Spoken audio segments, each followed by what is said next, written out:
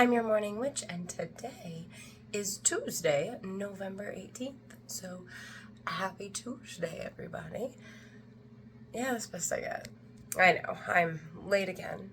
I was working on actually being here around 10 a.m., but life just keeps being life, which I am grateful for, because the lack of life being life means not life. So, but anyway, yesterday I had talked about wreaths and making wreaths being magic, because it fucking is.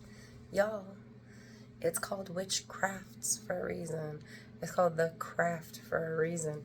Crafts are called crafts. Like, words fucking matter. Maybe, okay, we'll get into that tomorrow.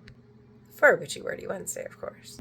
So let's keep talking about these crafts that, especially for this time of year, are great ways to incorporate your craft into your everyday life, bringing magic into the mundane in all sorts of ways. But maybe you were a little intimidated about the idea of the wreaths. But, you can just go out into nature and forage for things to make your wreath, right? It doesn't have to cost you money. It doesn't have to be perfect. It doesn't have to be aesthetic, although personally I think it should be. Also remember, if you're weaving these elements together to create a new thing of either protection or prosperity or whatever ward you are placing on your door with the wreath, like presumably you're gonna hang a wreath on a door, right? And we're gonna, in the aspect of ensuring that we are using our wreath as a witchcraft per se, then that means we are absolutely going to be imbuing this wreath with energy and intention as we put it together. And just as a sigil in a way is going to have an aesthetic aspect, I would think your ward of a wreath should as well.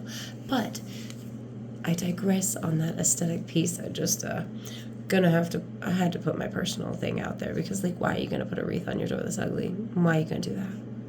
So no ugly wreaths, but also, wreaths with intention to actually be witchcrafts, right? But they also don't have to be expensive. Like, we can forage what we want, or we can get stuff from the Dollar Tree that is through sympathetic magic. Holly that is fake is representative of holly that is real, ergo works the same way in your magics. So let's not freak ourselves out. Let's not make it too big of a project. But we can weave a wreath of a ward for our front door quite affordably, however we so choose, however we're comfortable doing. And it's a wonderful way to have magic in your mundane every day. Bye.